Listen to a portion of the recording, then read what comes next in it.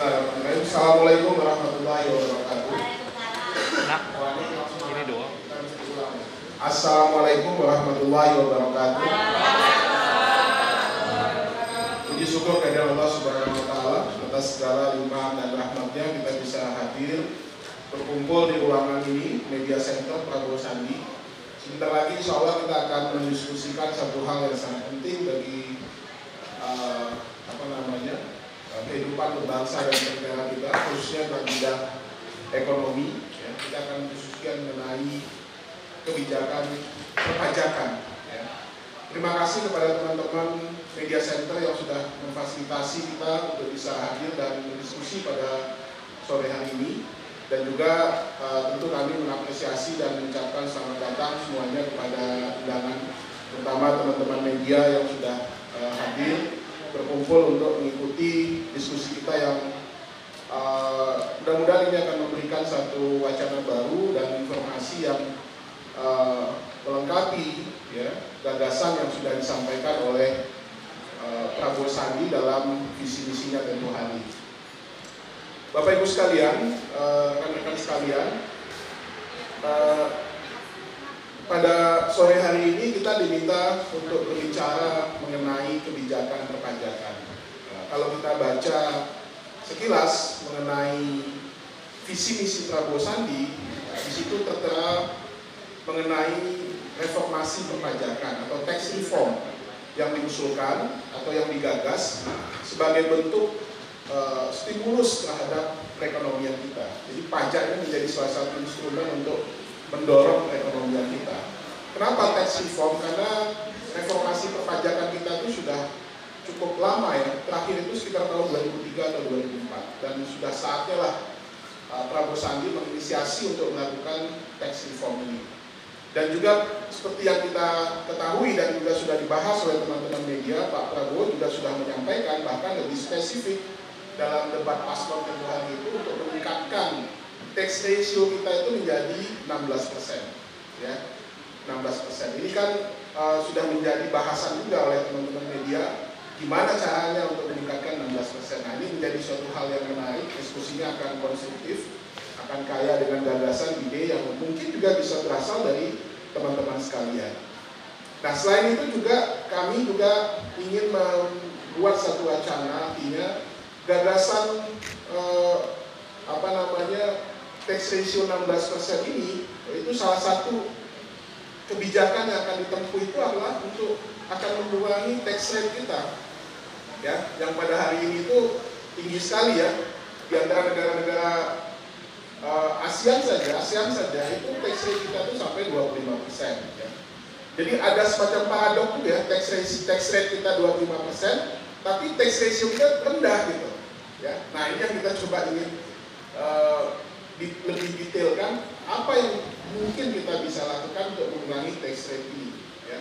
Nah, salah satu wacana isu yang akan kita angkat ternyata dalam pembahasan atau dalam literatur ekonomi Islam, isu mengenai pengurangan tax rate ini bukan hal yang baru, ya.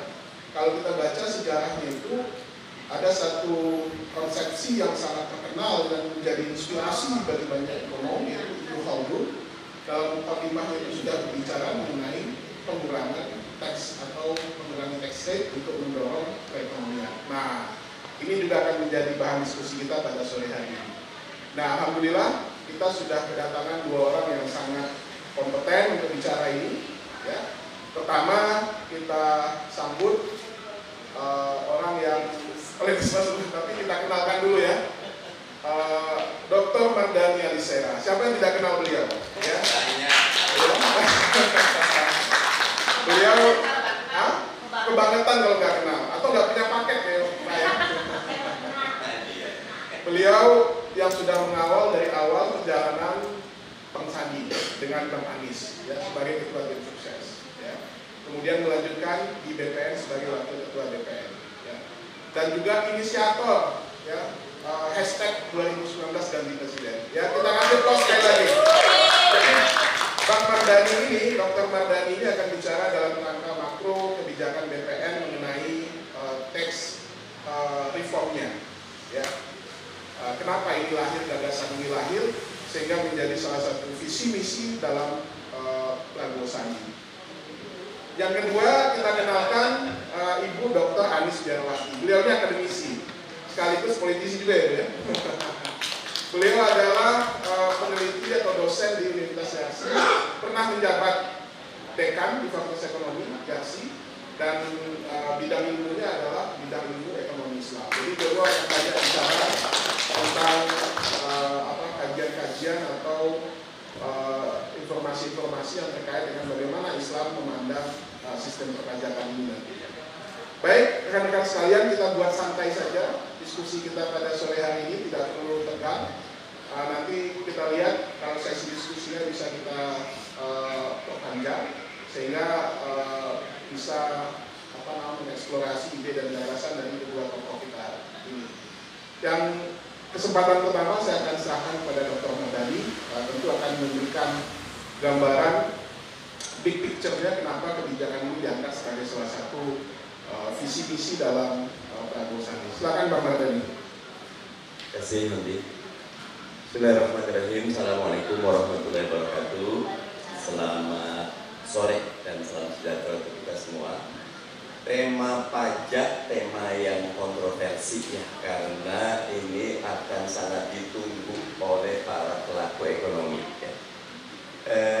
Dalam paparan visi misi Pak Prabowo dan Bang Sandi, judulnya reformasi perpajakan ya. Memang ini fokus ke tax reform ya. Tax ratio 16%, kalau di visi misi kalau dilihat ya, itu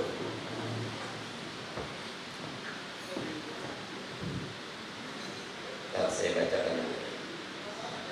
Ada 8 poin.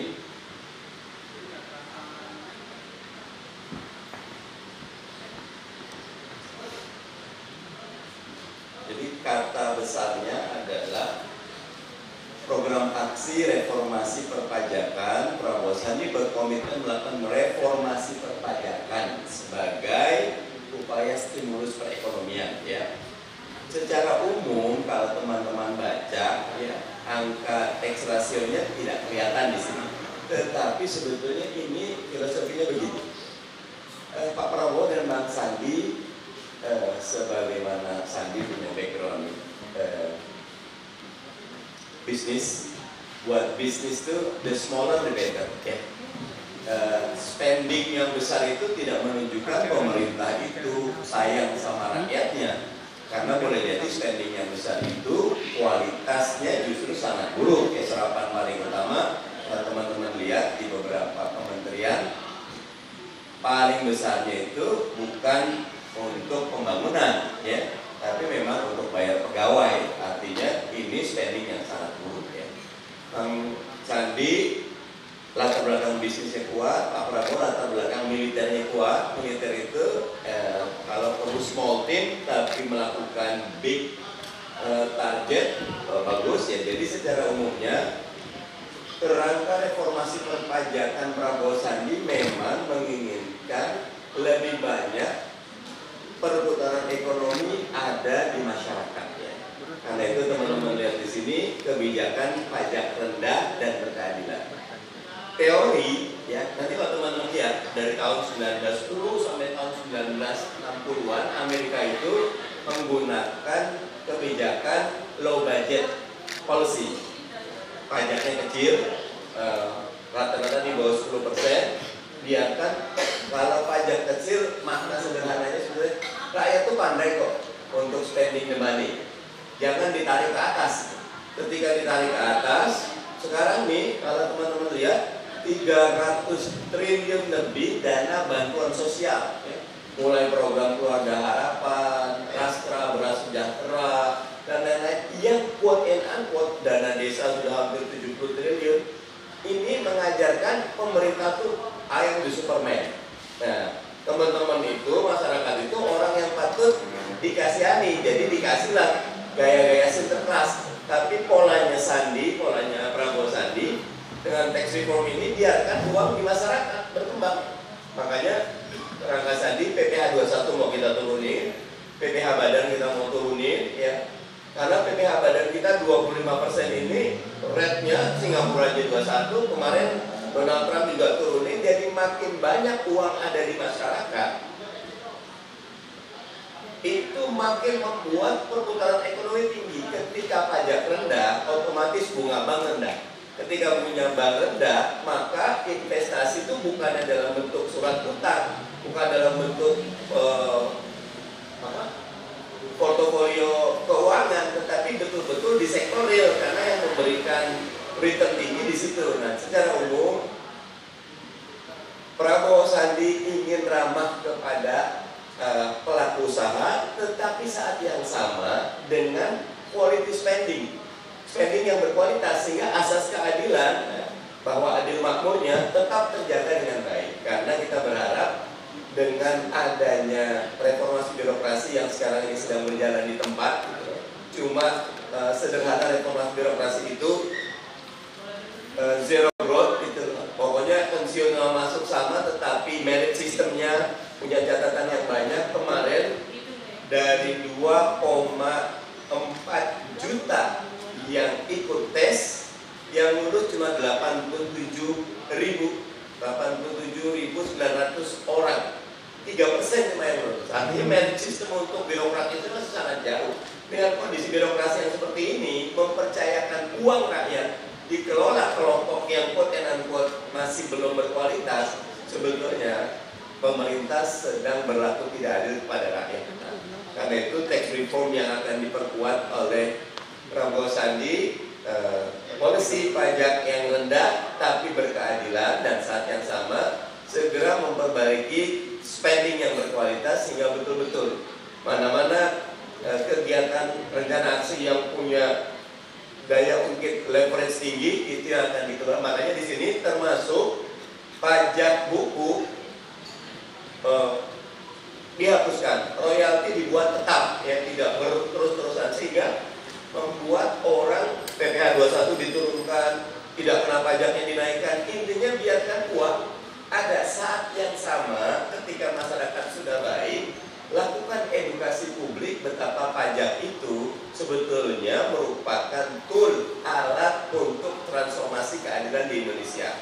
Nanti dengan sukarela ketika orang sudah mapan, sudah baik, UMKM 2 tahun pertama diberikan, startup juga demikian, semua berkembang. Nanti orang ketika sudah mapan dengan edukasi yang tepat, dengan sistem reforma perpajakan yang tepat, mereka akan ikut serta dalam skema perpajakan kita, tax ratio kita akan naik. Dengan demikian insya Allah terwujudlah bahwa kemakmuran untuk semua, ya, dan keadilan buat semua sebagaimana yang ada di belakang kita. Demikian, terima kasih. Assalamualaikum warahmatullahi wabarakatuh. Terima kasih plus buat Bang Mardhani, luar biasa ya, penjelasannya jelas, ringkas, padat, dan saya pikir teman-teman media akan sangat mudah untuk meng-quote dari pernyataan Bang Mardhani tadi. Sebelum ke Dr. Ani, saya ada satu pertanyaan lagi kepada Bang Mardhani. Kita tahu ya, tahun 2016 pemerintah mengeluarkan satu kebijakan perpajakan yang sangat krusial lah ya, yaitu tax amnesty. Di mana-mana setahu saya, tax amnesty itu harusnya didahului oleh tax reform atau reformasi perpajakan. Tadi yang saya katakan, KUP kita itu, undang-undang KUP kita itu sudah lama ya, belum dilakukan reformasi perpajakan. Tetapi pemerintah memaksakan tax amnesty terlebih dahulu, sementara tax reformnya belum jalan. Akibatnya apa? Target-target yang ingin dicapai dalam tax amnesty itu kan tidak tercapai. Ya, baik dari sisi pengakuan, baik dari sisi uang yang masuk kembali ya ke dalam negeri. Nah, sehingga itu menyebabkan banyak hal-hal yang harusnya bisa di-follow up langsung dalam tax reform, ya, seperti tadi ya, pengurangan PPh, ya, perluasan basis pajak dan lain sebagainya menjadi tidak tercapai. Nah, jadi banyak kebijakan yang menurut saya itu tidak sejalan dengan yang seharusnya dilakukan. Nah, ini yang kita ingin rubah pola seperti ini. Nah, saya ingin dapat respon atau tanggapan dari Bang Mardhani. Kira-kira ya, dengan basis data yang sudah dimiliki dalam tax amnesty yang sudah kita lakukan tahun 2016, kira-kira bagaimana nanti Pak Prabowo atau Bang Sandi dalam menjalankan tax reformnya nanti? kasih Bang Andi. Yang pertama, kalau secara simpel dikatakan tax amnesty itu bukan langkah yang sistematis dan berkelanjutan, lebih kepada tutup lubang gali lubang. Karena terbukti sesudah tax amnesty database kita tidak meningkat, sesudah tax amnesty rasio tax kita tetap. Justru tax amnesty ini dalam beberapa hal memberikan edukasi publik yang buruk. Mereka yang punya kepatuhan membayar pajak, EPPN bayar 10% misal, tetapi mereka yang tidak ikut pajak ngemplang banyak. Kalau ikut gelombang 1 awalnya bahkan pemerintah ngajukan 0, gitu loh. Kita bisa naikin ke 2, terakhir sampai ke 4%. Itu masih di atas net normal. Menurut saya, apa yang dilakukan dengan tax amnesty kemarin, kita bisa lihat what next-nya tidak kelihatan. Sehingga ini bukan jenis reformasi perpajakan yang kita inginkan. Sebetulnya pemerintah juga dalam beberapa hal saya pikir kajian tentang memperkuat dirjen pajak buat saya penting. Kalau di Amerika orang tuh bukan takut kepada polisi yang nomor 1, tapi IRS itu loh. Pokoknya petugas pajak itu paling ditakuti di Amerika. Tentu di kita belum bisa menetapkan ini. Tetapi membuat institusi pajak punya kemampuan mengeksekusi dan law enforcement juga jalan. Kalau kita lihat ada banyak sekali kasus perpajakan sudah inkrah tapi bab eksekusinya nggak jalan. Sehingga dengan demikian ini memberikan pelajaran yang buruk kepada publik bahwa ternyata kalau kita ngemplang pajak nanti akan ada tax amnesty kok, pengampunan gitu. Ataupun kalau masuk ke jalur judicial nggak ada eksekusinya. Buat saya ini sangat buruk. Karena itu paket reformasi pajak di 8 poin itu erat kaitannya dengan law enforcement juga. Nah, karena itu saya berpikir ke depan amnesti pajak bukan sesuatu yang layak untuk dilanjutkan, tetapi reformasi perpajakan mulai dari edukasi publik, menyiapkan tadi perangkat institusi pajak yang memang kredibel, SDM yang terbaik, termasuk sistem ya untuk orang membayar pajak yang sekarang mungkin terlalu rumit, dipersulit, termasuk outlet dan segala macamnya, sehingga betul-betul total football turunkan rate-nya, dengan sendirinya naik rasionya. Insya Allah reformasi perpajakan Prabowo Sandi mewujudkan Indonesia menang menuju adil dan makmur. Terima kasih Bang Mardhani ya, sangat lugas sekali. Jadi salah satu hal yang saya garis bawahi tadi itu adalah bagaimana sesungguhnya pajak itu harus memberikan rasa keadilan bagi publik ya. Anda bisa bayangkan orang yang ngemplang pajak dimaafkan, diampuni, tapi orang yang rutin membayar pajak setiap tahunnya tidak mendapatkan apresiasi apa-apa. Itu menjadi satu catatan yang yang layak untuk kita perhatikan gitu ya. Nah, terkait dengan persoalan keadilan tadi ya, nah kita beralih kepada Dr. Anies nih ya. Dalam Islam tentu kita ketahui bahwasanya salah satu hal yang diperjuangkan dalam ekonomi Islam itu adalah bagaimana keadilan sosial itu bisa dirasakan oleh semua pihak gitu ya. Nah, terkait dengan perpajakan ya, tadi sudah di awal sudah saya sampaikan ada tulisan Ibnu Khaldun dalam Muqaddimah itu, bagaimana Ibnu Khaldun menulis juga ya, tentang pengurangan pajak ini, sehingga itu bisa mendorong atau menjadi stimulus dalam perekonomian sebuah negara. Nah, untuk lebih lanjut kita minta tanggapan daripada Dr. Anies ini, bagaimana pandangan, kira-kira pandangan Islam ya, terutama dalam hal melihat kebijakan daripada Prabowo Sandi ini ingin mengurangi rate ya, pajak sehingga mendorong tax ratio kita atau menjadi stimulus bagi perekonomian supaya bisa lebih berkembang. Silakan Dr. Anies. Bismillahirrahmanirrahim. Assalamualaikum warahmatullahi wabarakatuh. Selamat sore, salam sejahtera untuk semua. Mudah-mudahan pada sore hari ini keberkahan meliputi kita semua, sehingga diskusi ini betul-betul bermanfaat dan bisa memberikan satu pencerahan ya, atau pembenaran cara berpikir, perubahan cara berpikir tentang apa yang kita bahas. Mas Andi, sebelum saya menguraikan tentang pajak, saya ingin masuk ke big picture dulu gitu ya. Bagaimana pandangan ekonomi Islam tentang peran negara atau peran pemerintah atau penguasa.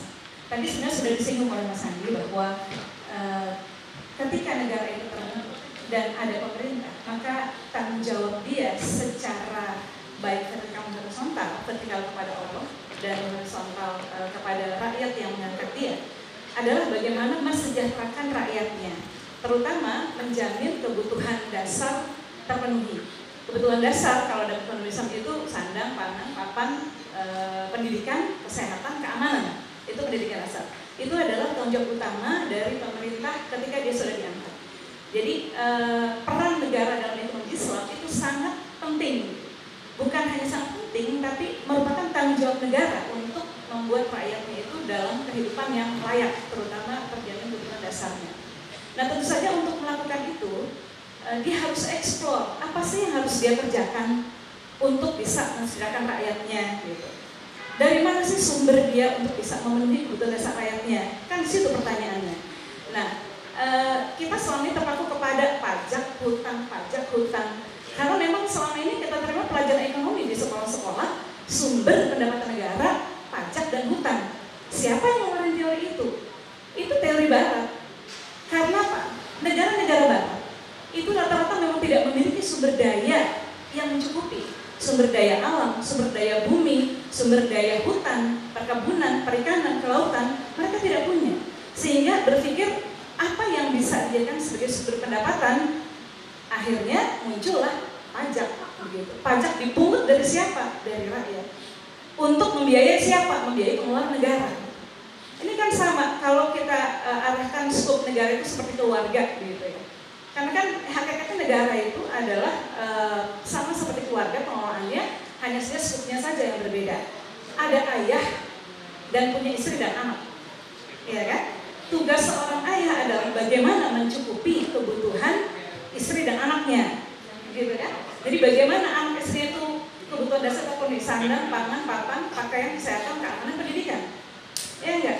Enggak mungkin seorang ayah itu keren sendiri, HP-nya canggih, bajunya canggih, sementara anak istrinya enggak makan gitu. Ayah macam apa tuh? Kan begitu. Pemerintah itu layaknya bapak bagi seluruh rakyatnya, yang dia punya tanggung jawab untuk bagaimana rakyatnya itu bisa terpenuhi kebutuhan dasarnya, kemudian bisa membuat negara itu menjadi negara yang kuat. Ya, jadi saya masuk dari situ dulu. Jadi adalah tugas negara kalau dalam tinjauan ekonomi Islam itu dua. Yang pertama hifzuddin, yang kedua siyasatud daulah. Hifzuddin adalah menjaga agama. Agama dan konvensi adalah semua warga negara, apapun agamanya, mereka dijamin untuk bisa melakukan dan beribadah sesuai dengan masing-masing. Itu tugas negara. Jadi tidak boleh ada rakyat yang merasa terkriminalisasi, tidak boleh ada orang yang merasa tidak bebas mengungkapkan gairah beribadahnya. Itu yang pertama. Jadi dia harus menjamin semua warganya bisa bersepakat. Kenapa? Karena dengan menjadikan rakyatnya religius, ya, itu dampaknya sangat besar. Kalau rakyat kita rakyat yang spiritualnya bagus, mereka komitmen dengan agamanya masing-masing, tingkah laku mereka akan baik. Kalau tingkah laku baik, kita menjadi masyarakat yang baik, menjadi bangsa yang baik, nah muncullah keberkahan dari langit dan bumi. Tidak seperti sekarang kan, bukan keberkahan yang kita dapat begitu. Nah, artinya apa? Tugas pertama ini tidak boleh lupa nih. Bahkan ini jadi tugas utama yang tidak boleh diabaikan oleh negara. Kemudian yang kedua, tugas kedua, siyasatud daulah. Bagaimana dia siyasatud daulah artinya mengelola negara, aspek pengelolaan negara. Termasuk di dalamnya adalah mengelola ekonomi. Itu termasuk tugas kedua dari pemerintah atau penguasa, karena dia bertanggung jawab atas seluruh warganya. Dan ini sangat keras di dalam Islam, pernyataan dari Rasulullah SAW. Apabila seorang penguasa diamanai urusan rakyatnya, kemudian dia mati dalam kondisi mengabaikan rakyatnya, maka neraka tempat dia. Jadi mengurus rakyat itu bukan hanya kewajiban ekonomi, tapi menerapkan kewajiban syariat di dalam Islam atau kewajiban pemerintah di dalam Islam. Nah, dari sini dia mulai berpikir apa yang harus dia upayakan. Bapak menjadi bapak itu harus mikir gimana ya supaya anak istri saya bisa makan, gimana ya supaya saya bisa sekolah yang benar. Dia harus mikir, jadi bapak nggak bisa diam, nggak bisa cuma ngandelin orang-orang ngasih masukan. Dia harus pikir apa gitu. Tentu dia harus pikir sumber daya apa yang dia punya. Karena untuk dia bisa bergerak, dia butuh sumber daya. Nah, tadi saya kembali lagi. Negara-negara kapitalis, mereka mengungkapkan bahwa pendapatan utama sebuah negara adalah pajak dan hutang. Mengutin dari rakyat itu, rakyat disuruh iuran, wajib pula iurannya untuk membiayai pengeluaran negara. Nah, kalau nggak cukup juga, ngapain ya? Yaudah deh pinjam tetangga.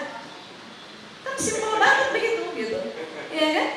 Ayo kamu urunan, ibu bisa nyumbang berapa, anak bisa nyumbang berapa, kita urunan dia untuk biaya rumah tangga kita gitu. Masih kurang, ya udah sebelah punya duit nggak ya, pinjam ke tetangga itu. Cara berpikir seperti apa itu? Nah makanya ekonomi Islam itu melihat bahwa sebuah negara mengatur ekonomi itu harus melihat kearifan lokalnya itu. Indonesia itu tidak sama dengan Barat. Kita dipenuhi dianugerah Allah, alhamdulillah seluruh sumber daya yang mereka tidak punya gitu. Jadi jangan mengandalkan pajak dan hutang sebagai sumber pendapatan negara. Itu titik poinnya, titik krusialnya. Jadi kita harus berpikir apa yang kita punya dari seluruh sumber pendapatan negara negara kita, kayak produk domestik bruto itu ada berapa lapangan yang bisa masuk ke negara, itu yang harus kelola dengan baik. Kan itu sumber daya yang kita punya. Ya, jadi berpijak kepada bagaimana memanfaatkan sumber daya yang ada, baik perkebunan, perikanan, hutan, dan semua ada 11 lapangan untuk penyewa PDB itu yang ditingkatkan. Artinya bagaimana pemerintah mengalokasikan pembiayaannya untuk meningkatkan semua itu agar sumber daya negara bisa berasal dari situ. Nah, pajak dalam ekonomi Islam itu memang tidak asing. Tadi Mas Andi sudah bilang memang tidak asing. Jadi di masa khilafah setelah Rasulullah itu pernah memang dibuat pajak, tetapi berbeda dengan pajak yang sekarang, sangat berbeda. Misalnya ada pajak dulu istilahnya Ibnu Khaldun menyebut tentang kharaj. Kharaj itu adalah pajak yang dikenai atas tanah, begitu ya. Tanahnya siapa? Itu tanah negara. Jadi ketika dulu Islam itu melakukan ekspansi, itu kan dan menang, kan ada daerah taklukan itu. Daerah taklukan kan menyalakan tanah-tanah. Gitu. Nah tanah-tanah itu diberikan oleh negara untuk dikelola oleh masyarakat setempat. Jadi kalau mereka ingin mengaku Islam dan berada di negara Islam, negara memberikan tanah-tanah itu untuk dikelola. Hasilnya mereka yang ambil, hanya mereka membayar sewanya atau pajaknya, itu namanya kharaj gitu. Jadi tanah itu tanah negara, negara memberikan tanah untuk rakyatnya untuk dikelola, mereka mengelola hasil panennya, tapi mereka membayar pajak atau membayar dengan kata lain sewa, seperti kita ngontrak rumah gitu loh, kita naik. Nah itu artinya apa? Sekarang ini kan tanah-tanah banyak tuh, sebenarnya kharaj itu bisa diberlakukan di Indonesia. Tanah banyak yang nganggur gitu. Kalau memang tanah itu dimiliki negara, berikan kepada masyarakat setempat untuk mengelola tanah itu dijadikan lahan yang produktif.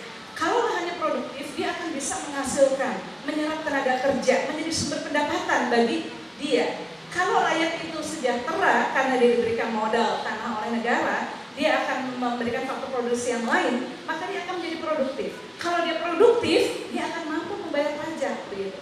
Jadi kharaj itu juga bukan berarti bahwa mengutin iuran wajib begitu, sementara mereka sendiri penghasilannya tidak ya. Nah kemudian wacana untuk tarif pajak rendah itu sudah dilakukan baik di masa Umar bin Khattab. Bahkan yang hebat adalah pajak itu dilakukan harus atas dasar kerelaan sang pembayar pajak.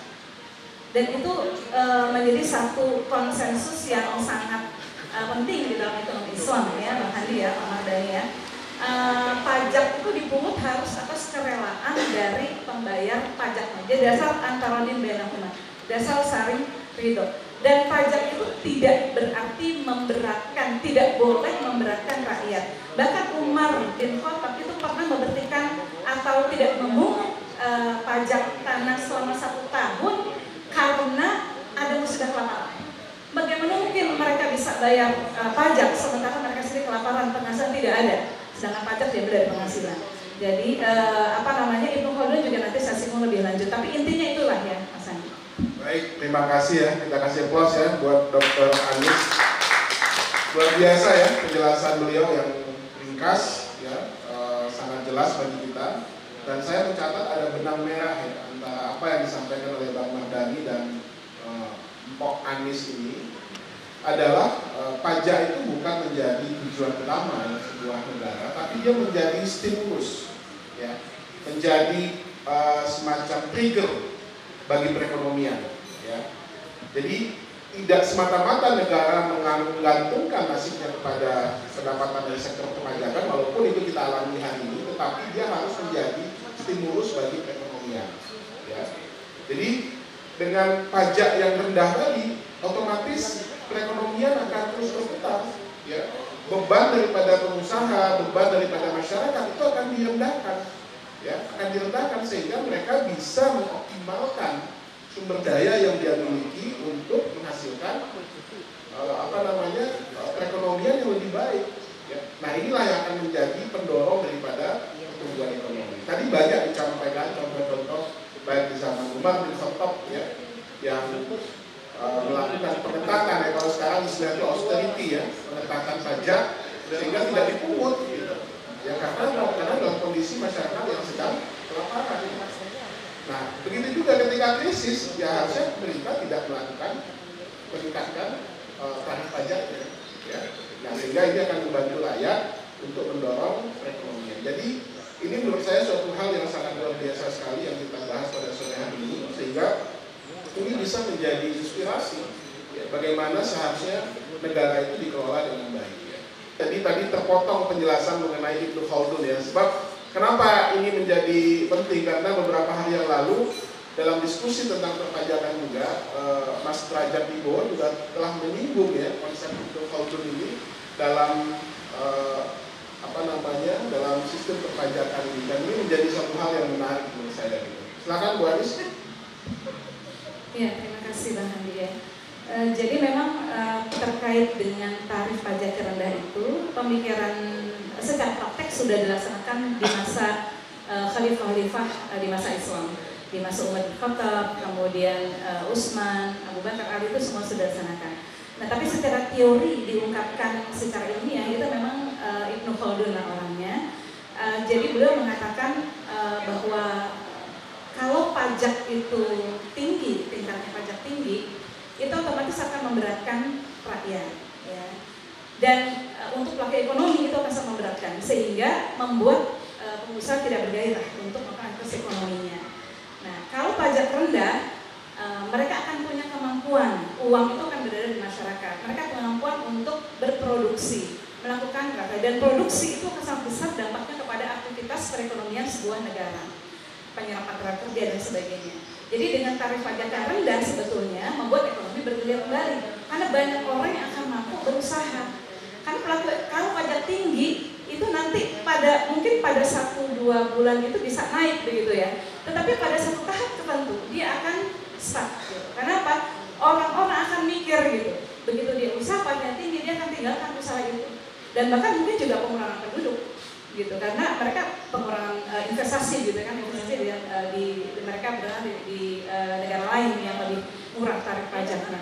Jadi dengan tarif pajak yang rendah itu justru akan mengembalikan bergeliatnya ekonomi, rakyat menjadi lebih bisa berproduksi, dan rakyat produktif itu adalah sumber pendapatan negara. Ketika rakyat sudah produktif, nah mereka akan bisa membayar pajak, gitu. Jadi di awal-awal memang terkesan ini apa sih itu, tapi saya harus katakan bahwa penerimaan pemungutan pajak itu beda dengan pendapatan pajak, gitu, ya. Belum tentu yang pajaknya tinggi pendapatannya besar, itu dua hal yang berbeda. Belum tentu kalau kita menerapkan pajak tinggi terus pendapatan jadi besar, gitu. Itu bahkan mungkin bisa berbanding terbalik, gitu, karena tadi gitu pendapatannya tinggi, orang jadi tidak bergairah untuk berusaha, tidak bisa untuk berusaha, sehingga mereka kemudian meninggalkan usaha dan tidak punya kemampuan. Ya, ada di belakang, Mbak Vera, silakan. Terima kasih Pak Andi. Saya ingin tanya kepada Pak Mardhani, Dr. Mardhani Alisera. Pak, dari BPN sebenarnya yang dimaksud dengan pajak rendah dan berkeadilan itu inginnya seperti apa BPN? Dan juga untuk ke sektor private itu seperti apa Pak? Karena dari kemarin kan masyarakat juga misperspektif bahwa pajak itu mau dinaikkan sama BPN. Menurut Bapak seperti apa? Kemudian kepada Dr. Anies, Ibu apakah inspirasi dari Ibnu Khaldun yang sebenarnya itu juga digaungkan oleh Bang Daniel, itu bagaimana bisa diterapkan kepada perekonomian di negara kita nantinya? Apa keunggulannya seperti itu? Terima kasih. Silakan Pak Dani. Ya, kasih Univera yang pertama tentu kalau dibaca dengan sangat seksama, kebijakan perekonomian khususnya perpajakan Prabowo Sandi amat sangat friendly to business ya. Bukan cuma menurunkan pajak badan PPh 21, kemudian 2 tahun pertama UMKM dan startup tidak perlu pajak, menghapus pajak buku, tetapi lebih dari itu tadi ya, spending yang berkualitas ya, karena rezim anggaran besar itu tanda negara makmur belum tentu ya. Ada beberapa kajian kecil ya. Di Kota Malang itu BPHTB ya, pajak atas tanah dan bangunan dalam proses jual beli dan lain-lain itu dihapuskan. Kota Badung PBB-nya bahkan dihapuskan. Ketika pajak-pajak itu dihapuskan, yang notabene pendapatan Pemda berkurang, mestinya daerah-daerah ini pertumbuhan perekonomiannya rendah. Tapi ternyata justru ketika dua hal ini dilakukan, uang ada di masyarakat, perputaran ekonomi di masyarakat sangat tinggi, pertumbuhan ekonominya di atas angka rata-rata nasional. Sehingga buat teman-teman semua, Prabowo Sandi sangat meyakini bahwa pajak yang rendah, low rate pajak ini, low rate tax ini justru membuat masyarakat menjadi lebih cerdas, lebih semangat berinvestasi. Saat yang sama, ini yang paling penting, pemerintahnya dipaksa berhemat itu. Jangan ada teori ya, pajak sama utang ini seperti bejana gitu loh. Ketika pajaknya rendah berarti di top up-nya pakai utang. Ini teori yang cuma melihat kepada demand side, tidak supply side. Sehingga justru kalau buat kami kan anggaran yang tidak perlu gitu. Buat spending yang berkualitas. Nanti kajiannya cukup baik, beberapa buat kajian. Ini saya kutip, ada kajian bagus nih dari satu kawan, Fitriani namanya. Nanti teman-teman bisa lihat di ResearchGate gitu loh. Ya. Ternyata ketika pemerintah menurunkan pajak, hasilnya justru ini ya. Does government expenditure brought out the private domestic investment empirical evidence of Indonesia? Ini Januari 2015 yang Fitriani sama Ismail. Kesimpulannya justru ketika pemerintah mencoba untuk menarik uang di masyarakat buat spending yang tidak berkualitas, malah private turun, masyarakat tidak bisa untuk melaksanakan proses transaksi perekonomian sesuai dengan yang diharapkan. Jadi Prabowo Sandi yakin low rate tax itu justru akan memberi stimulus yang luar biasa bagi perekonomian Indonesia. Terima kasih. Ya, jadi saya sambung tadi ya, tidak hanya bagi perekonomian Indonesia tapi juga menjadi kompetitif ya. Indonesia itu menjadi negara yang kompetitif dibandingkan dengan negara lain. Nah sehingga tadi angka yang sudah disebut 16% itu bukan hal yang mustahil menurut saya untuk bisa dicapai gitu sebagai tax ratio kita. Baik, tadi Mbak Vera juga ke Dr. Anis ya. Jadi sebenarnya bagaimana konsep Ibnu Khaldun itu sendiri dalam mengelola ya perpajakan dalam sebuah negara sehingga sempat menjadi ramai yang dibicarakan. Sesungguhnya gagasan ini juga menjadi salah satu inspirasi ya dalam kita untuk membuat kebijakan perpajakan ini. Silakan, Bu Anis. Terima kasih Mbak Vera pertanyaannya. Bagaimana konsep Ibnu Khaldun itu tadi dijelaskan oleh Pak Mardhani. Jadi apa yang beliau sampaikan tentang tax rate yang rendah dipungut oleh negara itu adalah bagian dari konsep Ibnu Khaldun, bagaimana pemerintah mengelola keuangan publiknya. Karena di dalam Islam pajak itu kan salah satu instrumen. Dia masih punya instrumen lain, ada zakat. Ya, ini juga sebetulnya Indonesia sudah mulai bagus kesadaran berzakatnya gitu ya. Tetapi harus angkat lagi gitu. Jadi Ibnu Khaldun itu menekankan pajak yang rendah agar masyarakat bisa melakukan aktivitas ekonomi dan bersemangat melakukan aktivitas ekonomi. Masyarakat menjadi produktif. Karena pajak yang tinggi dan risetnya sudah banyak itu justru mengakibatkan lesunya aktivitas ekonomi di masyarakat. Karena mereka akan berpikir melakukan makin besar mereka penghasilannya makin besar pajaknya gitu. Sehingga akhirnya mereka menjadi lesu dan meninggalkan aktivitas ekonomi banyak yang seperti itu. Dan dengan pajak yang rendah, ya pajak yang rendah, maka pendapatan justru akan meningkat karena rakyat yang produktif itu menjadi sumber pendapatan bagi negara. Nah kemudian instrumen lain juga harus ditingkatkan karena pajak tidak berdiri sendiri dalam ekonomi Islam. Instrumen itu ada zakat. Nah zakat ini juga sumber keuangan yang luar biasa. Seorang muslim yang sudah punya kemampuan dan hartanya mencapai nisab itu ditarik zakatnya oleh pemerintah untuk menjadi salah satu sumber pemasukan, sumber pendapatan. Nah karena itu pajak juga harus diambil dari barang yang berkembang begitu. Jadi tidak boleh memungut pajak dari yang tidak produktif sama dengan zakat.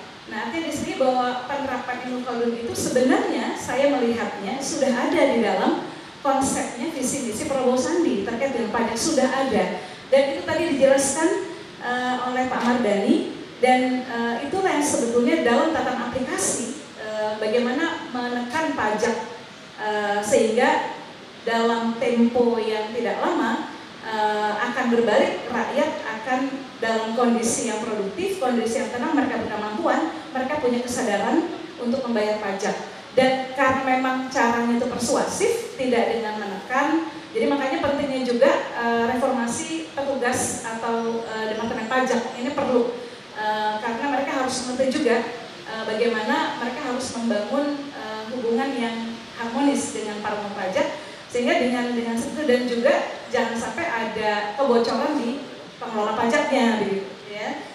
Sehingga masyarakat tidak merasa dikhianati. Masyarakat berhak tahu mereka membayar untuk apa. Dan kalau mereka tahu bahwa itu diselewengkan oleh tugas pajaknya, ya tentu masyarakat tidak akan menjadi percaya dan akhirnya mereka menjadi pembangkang membayar pajak. Saya bayar pajak dipakai sama gayu sama siapa seperti itu. Ya. Oke. Terima kasih ya Bu Andis. Silakan kalau ada yang mau bertanya atau merespon daripada pernyataan tadi. Ya Mas, silakan Mas. Siap.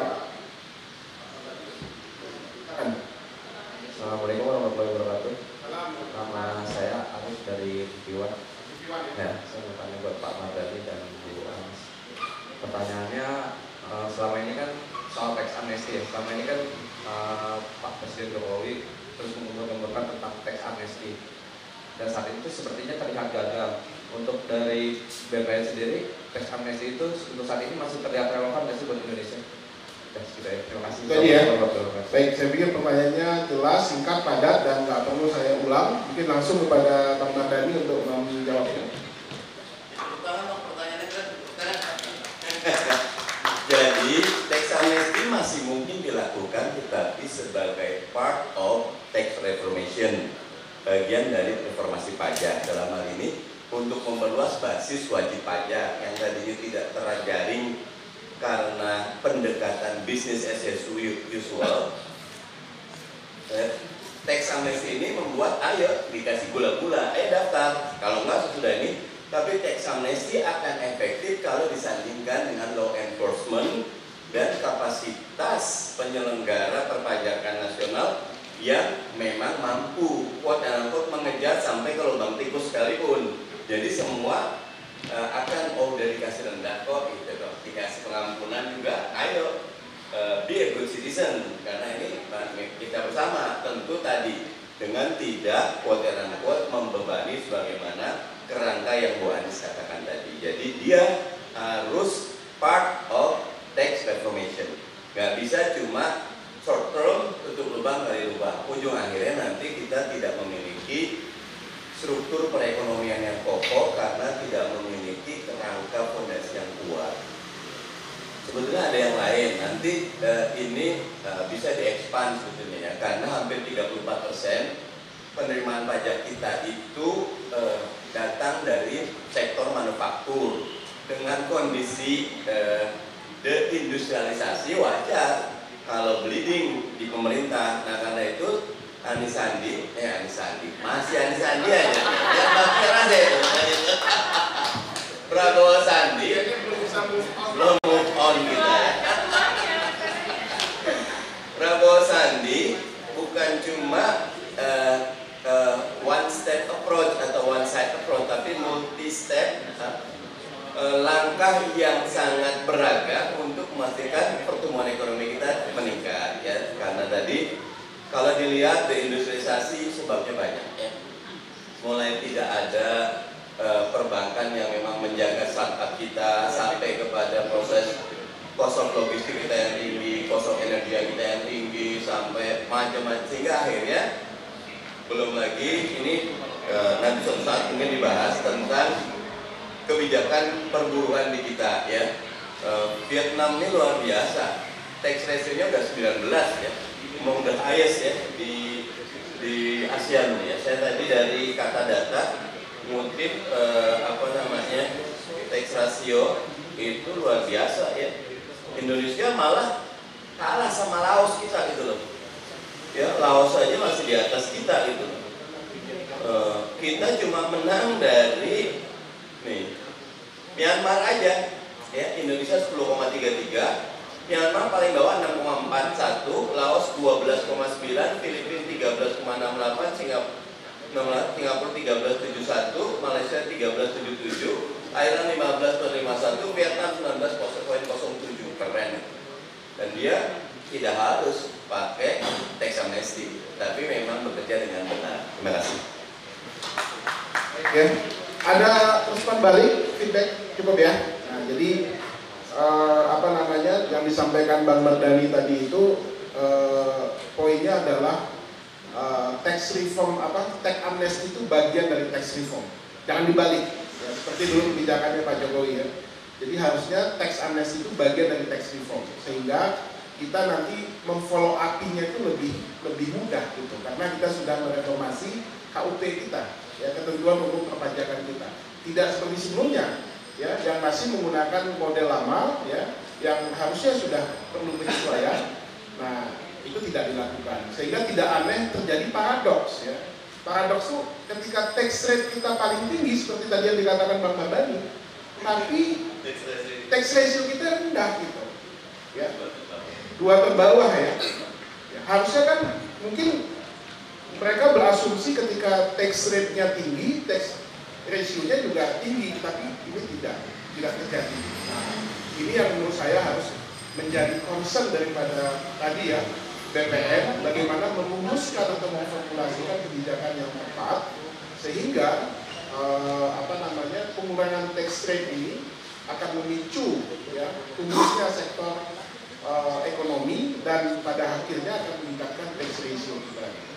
Baik, Bu Anies ada tambahan? Catatan saja. Jadi kebijakan ini kaitannya dengan pertanyaan Mbak Vera tadi.